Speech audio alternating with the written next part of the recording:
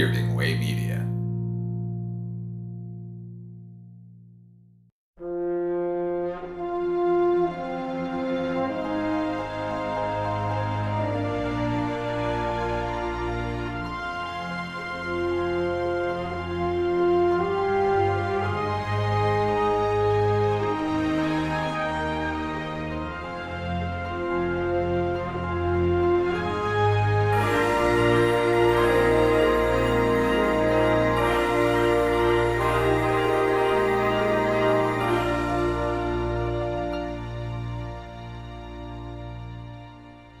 Welcome to episode 102 of the Filmumentaries podcast. This is Jamie Benning talking to you not from my house, but actually from my car. It's lunchtime at work and I've just got into the car with my laptop to record my intro. Anytime, any place, anywhere. Thank you for joining me again, or maybe it's your first time. If it is your first time, there's 101 episodes to check out before this. Take your pick, have a listen to the ones you fancy, and then I guarantee, even the ones you don't recognise the names of, the guests that you might not recognise the names of, you'll always learn something new and fascinating in those episodes. Thank you to everyone for your lovely messages about the previous episode 101, in which I talked through my experience of going to Skywalker Ranch, Lucasfilm and ILM, and then on to Rancho Obi-Wan in California. It was an incredible trip, and you know how much it means to me. And I'm really grateful for your kind words saying, Jamie, you deserve this. You've worked so hard. Thank you for what you do. Keep going. It really does mean so much to me, honestly. Big smile on my face right now. So for this episode, I am going to be speaking to the gentleman that worked on the visual effects for Masters of the Air, the Apple TV series, which is a continuation of that series, Band of Brothers, the Pacific, this time tackling World War II airmen and their various missions. So I chat with Xavier Bernasconi, who was one of the VFX supervisors on the show, and also to Steve Jelley of Dimension Studio, who are responsible for a lot of the virtual production stuff, you know, the big volumes that you see, and we're now familiar with from The Mandalorian, I guess was the show that really sort of showcased it. Well, it's now being used in many different ways on many different productions, and not necessarily the way you would imagine. So I spoke to these gents just a few nights ago. Unfortunately, we didn't have the full hour. We had about 40 minutes to chat. But the good news is I got a lovely message from Xavier afterwards saying he really enjoyed the chat and he's going to hook me up with some folks, some other VFX folks who've just worked on another big film, a franchise. Maybe it's in a desert and maybe it has Australian origins. I won't say any more until it's confirmed, but that'll be coming up soon, hopefully. So the first voice you'll hear, well, it'll be mine, and then you'll hear Xavier, and then you'll hear Steve Jelley after that. We had a fun chat about the insane level of detail that these modern productions go to recreate specific time periods and specific missions, even weather systems that happened on those missions. I mean, it's kind of mind-boggling, the level of detail. And it only really touches the surface. So I'll be keen to talk more about this kind of stuff when I get the chance. So here's my conversation with Xavier and Steve, and I'll be back for a bit more jabbering on.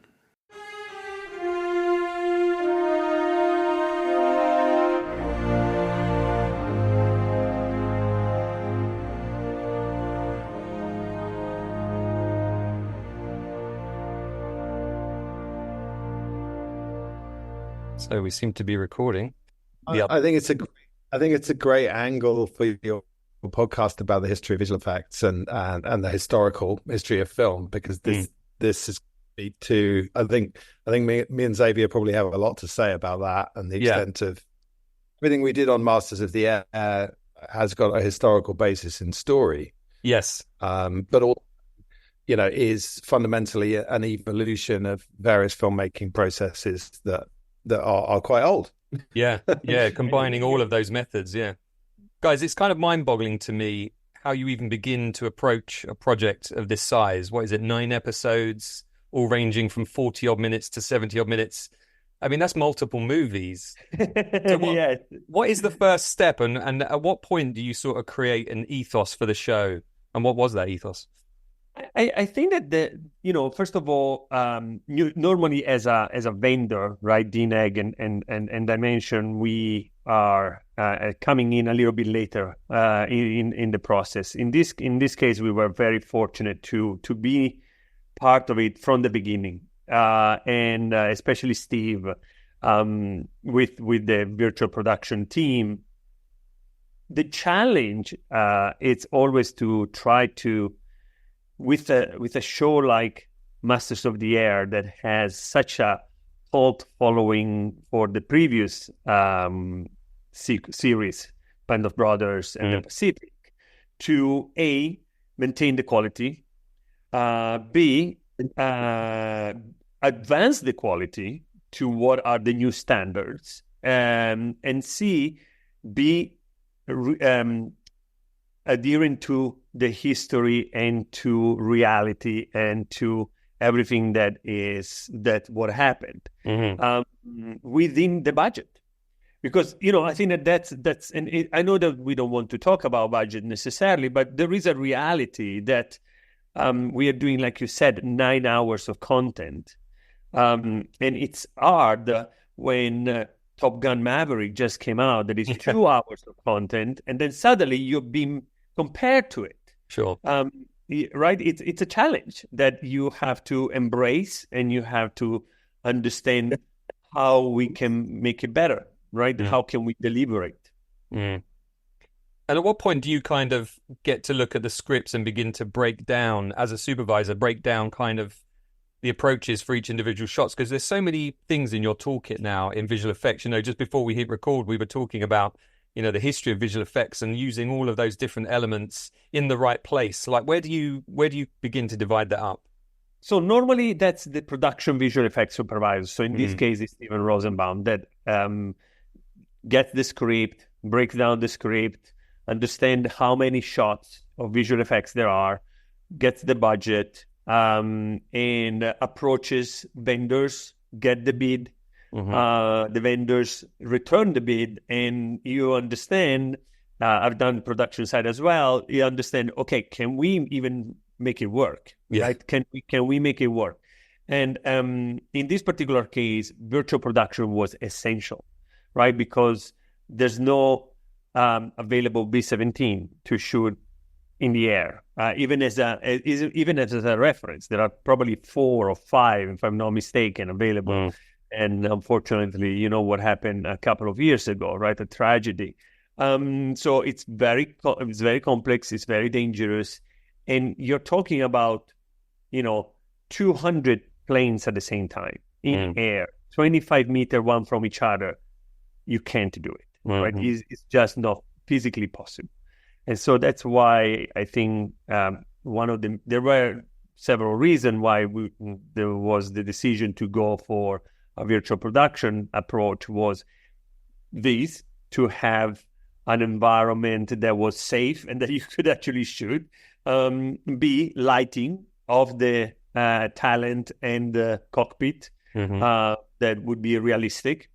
And C, and they're all as important, the ability or the possibility for the talent to be immersed in what was happening. Right? It's like there is a difference between being in front of a green screen and imagining what is happening out there, and instead seeing flak explosions and German fighters zooming by, and at the same time the motion-based cockpit being jostling around, and you have been thrown left and right, light explosions, so you will be illuminated by it, as Steve can then go more in depth with it. But clouds flying by, there is a lot of it that is adding to the ability of the talent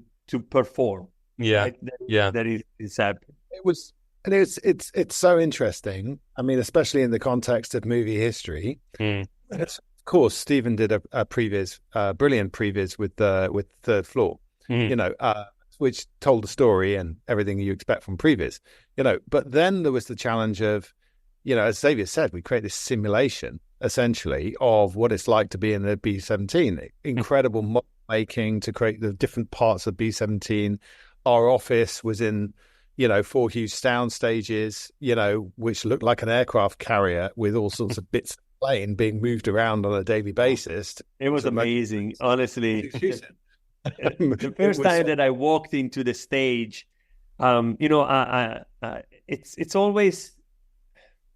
it's really when you experience movie magic at its best. I have to be honest with you. It's like when you're surrounded by these huge models. There were like 3 cockpits, 1 huge fuselage. There's a huge rotisserie.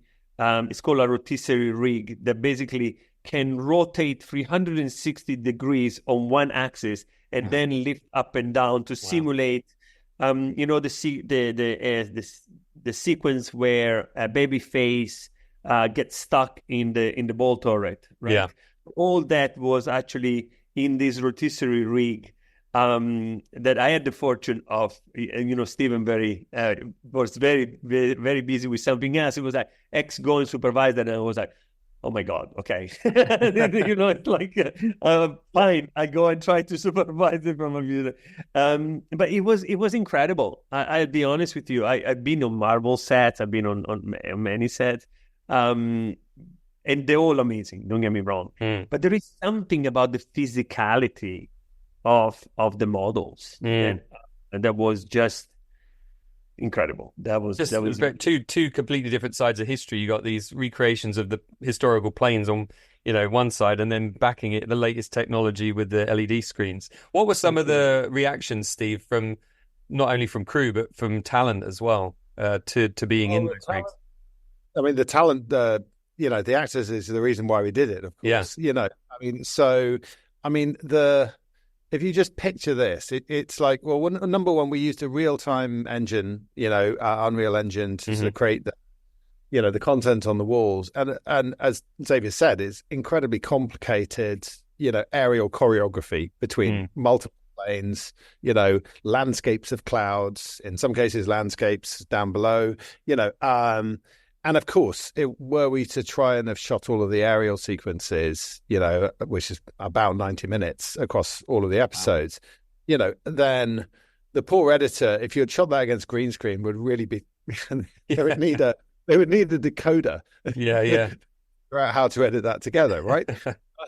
And the actors would not have known it. Whereas the whole goal was to immerse the actors in action and the ability to trigger that live meant it was a very organic shooting process. So, the director, the first AD would call FLAC. We would press a button, FLAC would go off on the volume, a visual explosion, the motion base would shake, the actors would react to it, the special effects would go off, the glass would spray over the cockpit, and we'd have our shot.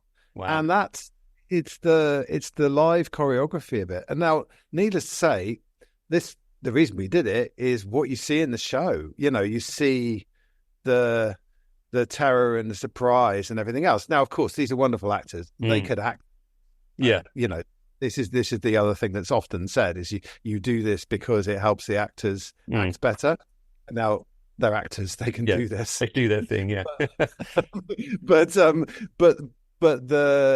But it brings something else to react to that adds to the performance, and it gives elements of surprise and things like that. And certainly in episode 1, where it's so, I love that episode because it basically foreshadows the horror that's to come. And I'm personally convinced that is because of the production approach we took. The foreboding of this stuff, and I mean, props to the actors. I mean, they were 15 feet up, wearing incredibly warm suits, in these cockpits, in a massive simulator, basically acting to this incredibly complex shoot.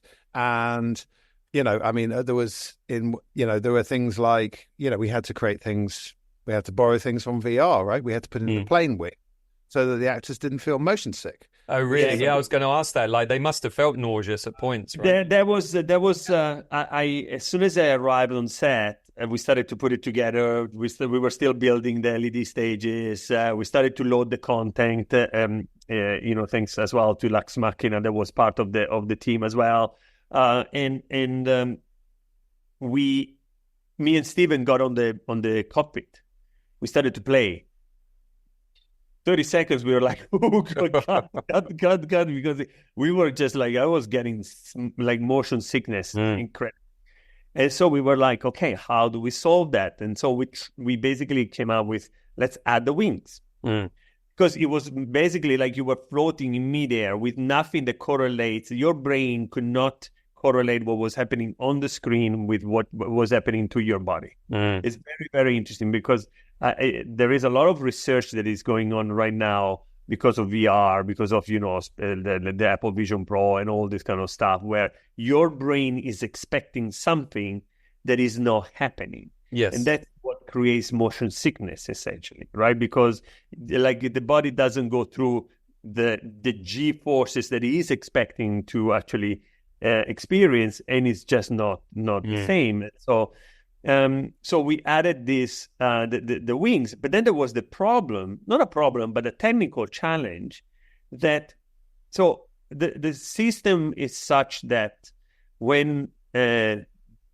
Steve's team puts it together, we have the LED, but not just that, we also have a motion capture set up inside the LED stage that captures everything that happens within the volume.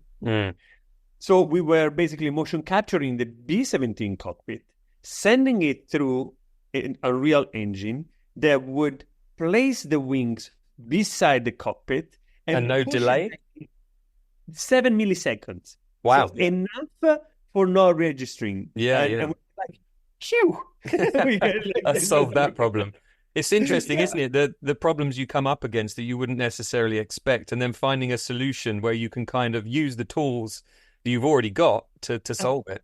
But this, to be honest, because you like to discuss film history, right? And this is to me a little bit the difference that what we lost a little bit in visual effects in the last 10 to 15 years. I've been doing this job for 30 years now. And I remember when we started, every day was a technical problem to be solved, right? How do we do this? Like I remember during Happy Feet, how do we do the occlusion for 10,000 penguins? We had no idea how to do it. And we worked it out. It was just like, in us, there was, it was me and the rest of the team. Or how do we do depth of field? We didn't have a system to do in that field, so we wrote it. And so we kept doing this throughout the decades. I have to say, in the last 10 years, every job has become so specialized. The texture artist, the model artist, the shading artist, and that is, we are missing a little bit that innovation. It's more about quantity, and because the quality is so high right now, is how do we get that quality across 2,000, 3,000, 4,000 shots in the team, the time that we have. And with VP instead, now we are like at this forefront of the technology, and we are like, okay, new problems. Let's try to sort them out, right, Steve? Yeah, exactly. And it's like, it's not even that. I think the other thing is this was a continuous process. So we were lucky enough to start right at the start, way pre-prep, and it was an end-to-end process. So it's all iterative, right? Because you're basically gradually composing the image. The importance of the in-camera bit is really huge. We always knew that we were going to replace the background, because we wanted it for the lighting, for the sight lines, for all these other reasons. We were not trying to get in-camera visual effects. That would be insane. You still can't, even today with the advancement of technology, photograph a flaming Messerschmitt going straight past, the window. I mean, it's just not possible. That's a visual effect. But we knew what that was. So essentially the approach was layering up the image, getting the components that we needed, and then gradually building the image and then into visual effects. So we built, for example, the sky systems, the clouds and the terrain and things like that twice. We built one version for the volume, right. And then we built a much, much more extensive one to do the cloud formations and stuff in visual effects in Houdini, where basically Xavier did a simulation of the weather across Europe. 1943, that was an interesting, the whole of Europe, and then flew planes through it. Wow. And that was our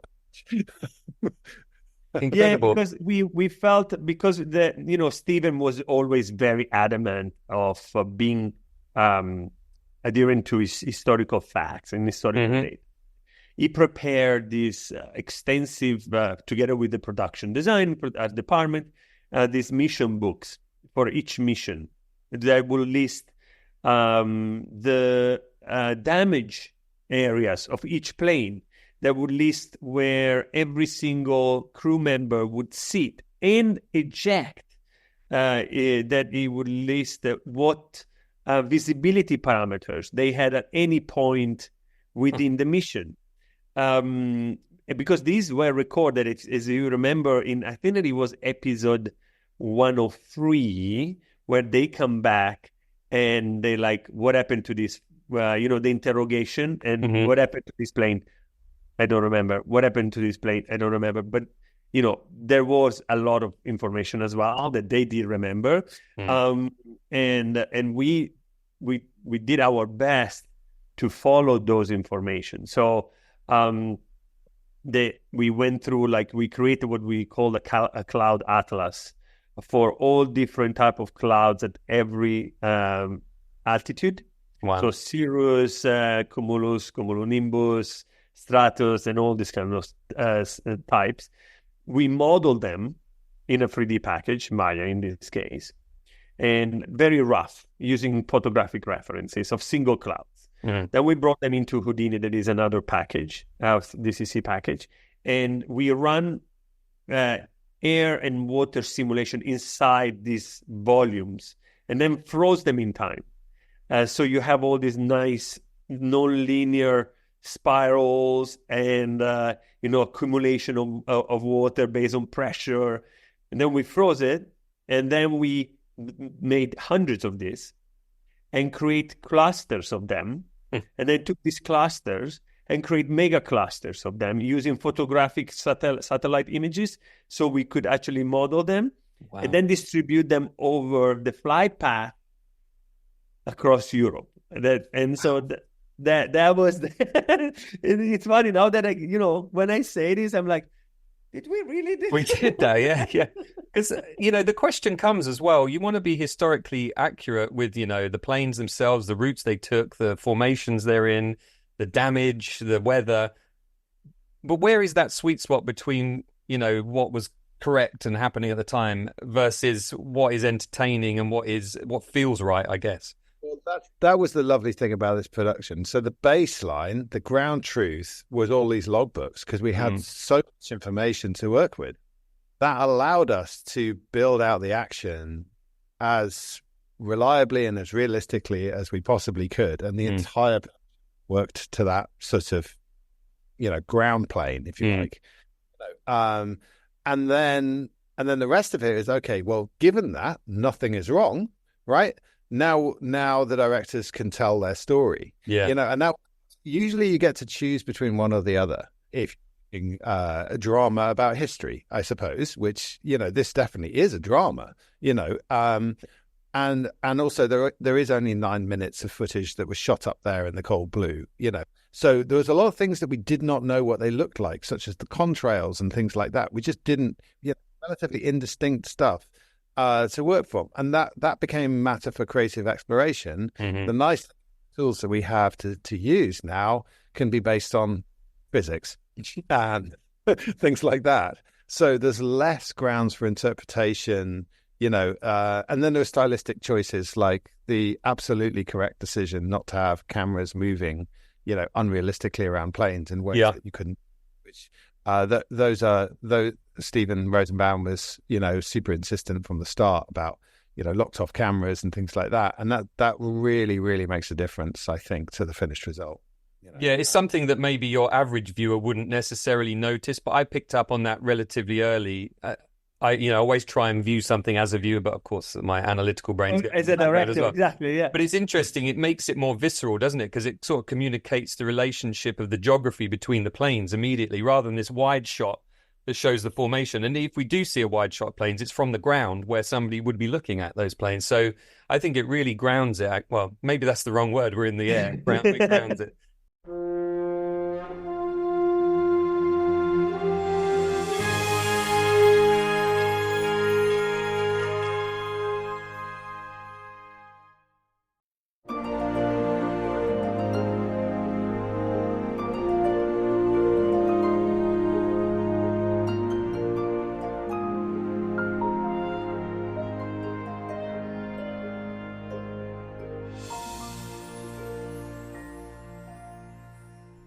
It's interesting though. It's something that, like everything, when you give yourself rules and you stick to them, you're forced to find creative ways of storytelling. Yeah. Right. And I think that I don't want to call it a cop out. Okay, when you have acrobatic cameras flying through planes and all this kind of stuff, that's just a stylistic choice that would be really fun for certain type of narrative. Yeah. When, like you correctly say, it's about being inside this B-17. It's about being with these kids, because we're talking about kids, right? 18, 19, 20 years old kids that were shipped to Europe, put on a plane, off you go. Yeah. And it's mind-blowing. It's mind-blowing to think that at 20 years old, I would have had to do something like that. Mm-hmm. You know, these kids were incredibly brave, not necessarily to do it once, but to go back on the plane again and again and again and again. You know, I think that it's interesting, and portray this like psychological tension that they were going through is what I feel Gary and the show team really nailed into, and like portraying what a like exhausting up and down psychologically was, right? Yeah. Because, you know, they get to go back to base and have napkins and cutlery. And, you know, when he said in Band of Brothers, if you remember, Easy Company went through hell consistently. Mm-hmm. And so there is kind of like, as a humans, I think that we get used to burdens. We get used to challenge and hardship, right? The like it's interesting. You know, sometimes during shows, we start with 40 hours a week, and then it goes to 50 hours, and then 60, and 70, and then 80, and then 100, and 120 in the last couple of weeks. And if you had to do from 40 to 120, you would just go insane, right? Yeah. And instead, because it's a progression, and suddenly you're like, oh, wow. After you finish the show, I have so much time now. But, and these kids instead didn't have it. They were going from 40 hours to 120, from 40 to, and for us to portray, I think that it was really to be, you know, if you notice, there was not a lot of gore, right? There was not a lot of, like blood. I mean, there were a few scenes here and there, but it was mostly about like the anticipation, the calm, and then the terrifying, you know, storm of German fighters. Yeah, and it has more impact, doesn't it, when you've sort of earned that moment in a way. And it's interesting, you talk about the sort of responsibility there in a way to portray this as accurately as possible, to kind of put the viewer in the seat, if you like. I'm amazed at the sort of level of detail you went to with the weather systems. I mean, did that same ethos carry across to kind of the destruction of the planes, the bullet hits, the paintwork? You know, yeah, we you know, like of course there are countless elements to it, but I think that every single detail. I remember the shape of flak explosions very early on. It looks like some kind of squid, basically. Right. Yeah. You know, now and we just did loads and loads of research, then loads and loads of shader simulations, you know, about what did this look like? And it looks like you got this thing, and then you got a squid-like thing, and it looks like that's all over the sky. And that was one of the things that we had to figure out through the physics of it, and, you know, finding other references, flak shells exploding and stuff like that, because there was nothing contemporary to base it on. But that was a whole discovery process about, well, what does this look like? Because and that's what feels very new to me, the imagery of what actually happened with these enormous formations of planes. At one point, I think it's about 1,200 planes in the sky, I think, Xavier, remember that correctly? Episode 103, episode 103, it was we had a lot. That just hasn't happened since then. So the whole, what does that look like? That was one of my favorites, is the I think that and there is a challenge with this with this project that you have no suspension of disbelief, right? Essentially, like the problem is that you're not like when you do a Marvel movie or when I do a Sony movie or whatever, like about like Venom, right? I've worked on Venom, and of course there is this guy that transforms into this alien and he is doing everything, and your brain automatically adjusts to, yeah, okay, if the shading is correct, the lighting is correct, the animation is not totally bonkers, you believe it. When it comes to more mundane situations, like flying on a plane or landing on an airport, we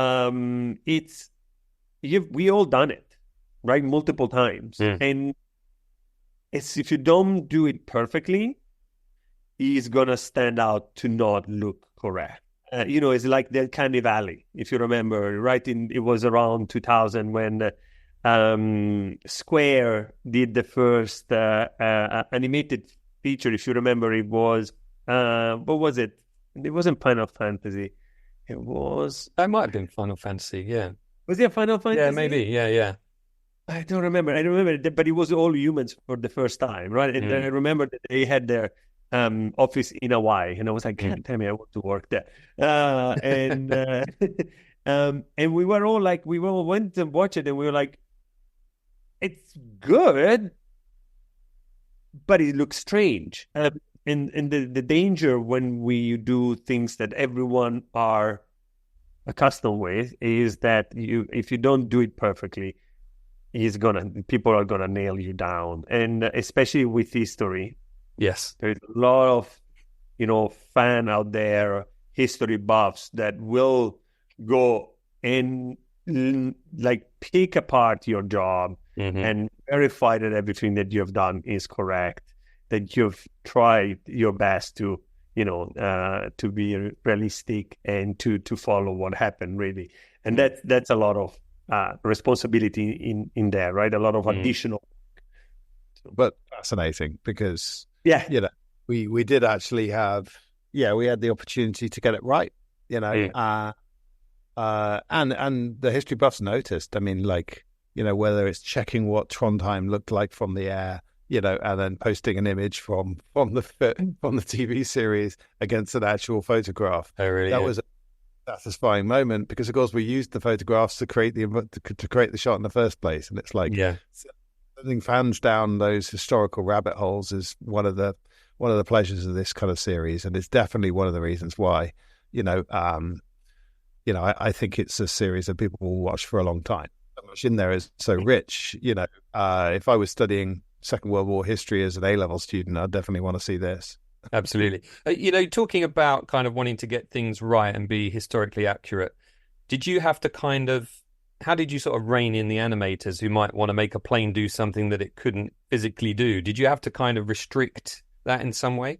First of all, every time that we do a show, we do a casting, right? So like for main talent, you cast an actor, we cast animators. Because one animator might be extremely good at characters and human performances, but not so good at hard surfaces, planes and this kind of stuff. So we always go through a casting process.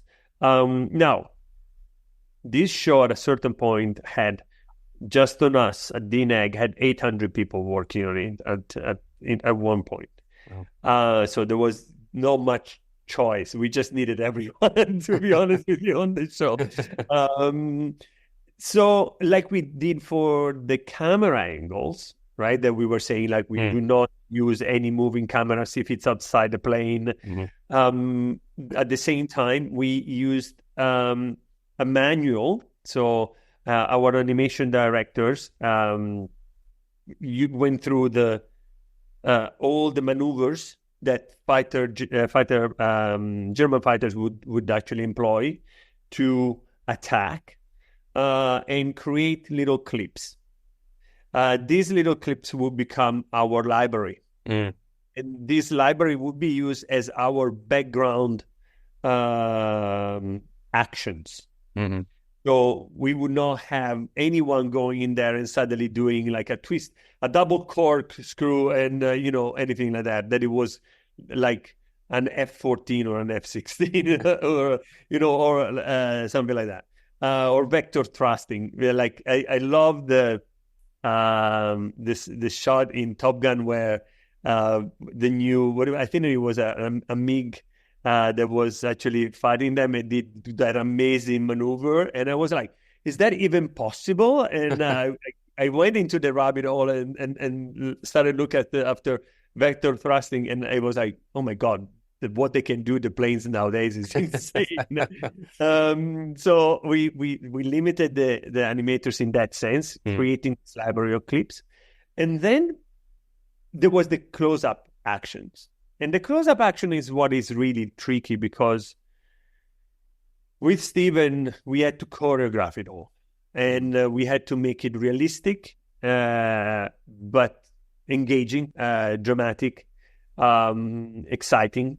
And for that, we spent quite a bit of time into come up with little vignettes, little section. And you might not notice it when you play it, when you watch it for the first time. But if you watch it 2, 3, 4 times, you will see that there are like the German fighter goes through the correct word space throughout several shots. They will come back, go up, come down, go to the other plane. So each one of them had an intention, right? So we were like, what would you do if you were a German fighter? What would you, a German pilot, what would you try to do? And I would then come down like that, and then go to the next group, and then go to the lead, and try to find a flight path and so on. So that definitely is something that we tried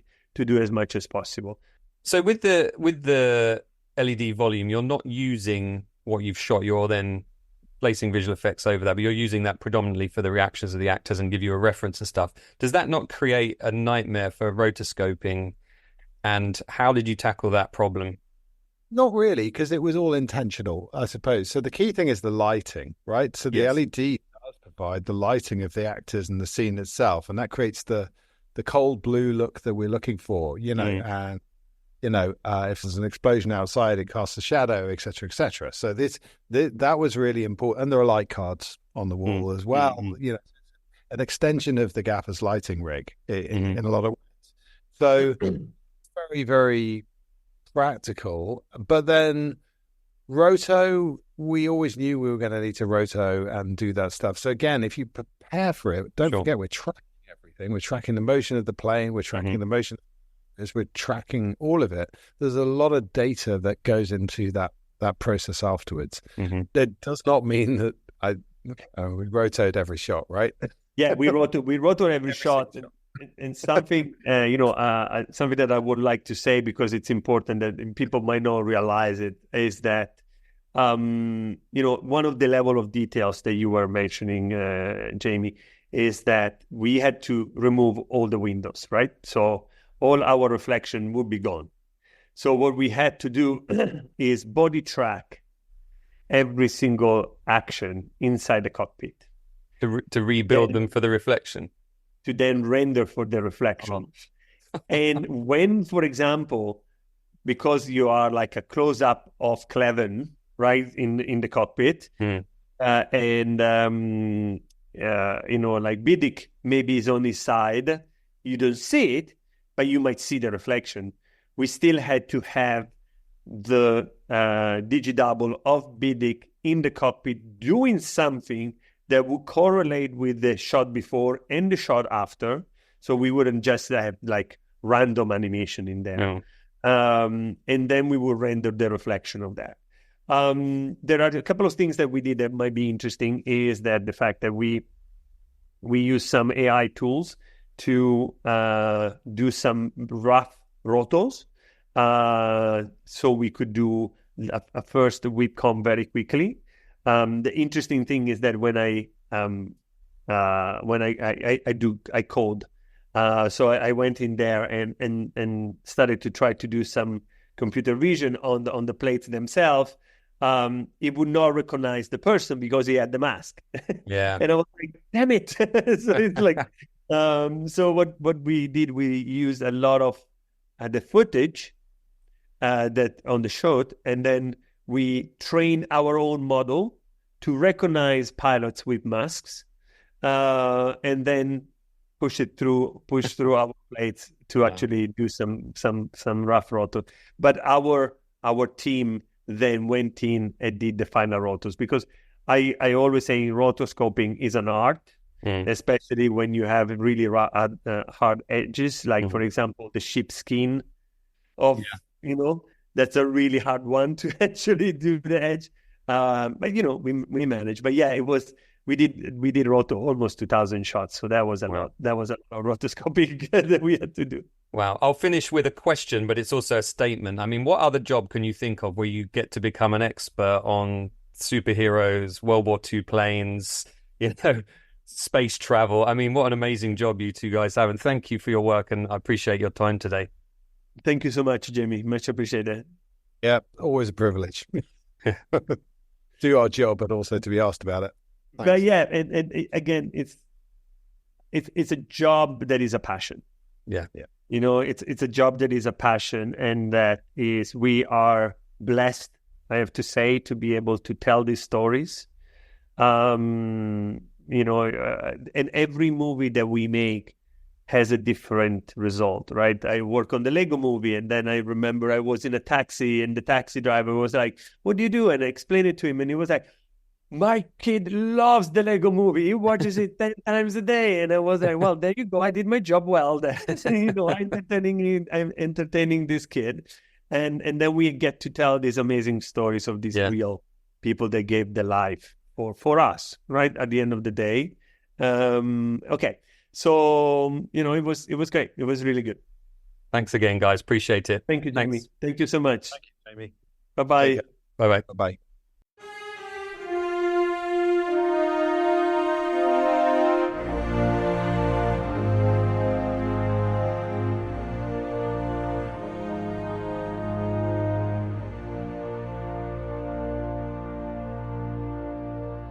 Well, I hope you enjoyed my conversation there with X and Steve. That's what his friends call him. Thank you for your time, and thank you to the PR company that approached me to see if the interview was possible. Yeah, people are coming to me now. Exciting stuff. Coming up on the podcast, I think I mentioned before that I have Steve Sansweet from Rancho Obi-Wan, Lucasfilm Fans Relations Officer at one time. And also Nathan Crowley, just spoke to him a couple of nights ago, production designer. Works on a lot of Chris Nolan films, but has recently done Wonka and Wicked, which have their historical context in movies. I'll also be speaking to Marianne Evans, now Marianne Infield, who worked as a camera assistant for ILM. There's a lovely picture of her posted on social media standing next to the second Death Star, Return of the Jedi. I've also managed to get John Spira. He's coming back on the podcast to talk about his new documentary about Christopher Lee, the life and deaths of Christopher Lee. And I've been trying to get Aggie Rogers, the costume designer who worked on American Graffiti and Return of the Jedi and lots of other things in between. We've managed to get back in contact after about a year and a half of it kind of going dead, that kind of link going dead. And yeah, hopefully that's happening pretty soon. I'm excited about that one.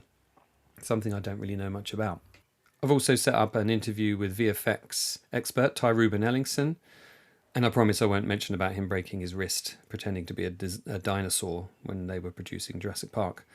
I'm also chatting with the ILM folks to try and get John Knoll, who recently appeared on the great Team Deakins podcast, one of my favourites. I think, though, there's still plenty to talk about with John. Also still trying to get John Goodson, model maker, who I bumped into at the ranch. Ben Burt, always here working away in the background at filmumentaries.com. It's just me and you listening, so your help is very much appreciated. If you want to support the podcast, you can do that at filmumentaries.com. There's a PayPal button there if you just want to donate, or you can go to patreon.com/Jamie Benning. There are a number of tiers to choose from, some of which you get merchandise on, bits and bobs, so minimum, I guess, is like somebody joined just yesterday, £10.80 for the entire year to support the podcast, or $12. I think that's pretty damn good, actually. So if you can support it, really, I would be grateful. Part of the reason this episode is late is because paid work and family come first. Until I can turn this into something that's really financially viable, it is going to take third place. But, if I can get it up to a level where I'm earning the sort of day rate that I would get for some of my work, then that would be great, So yeah, please, your support is very much appreciated. Please, if you can't support the podcast in a financial way, just leave a review, tell your friends, post about it on social media. Thanks for joining me, and I hope you can do so for the next episode of the Filmumentaries podcast.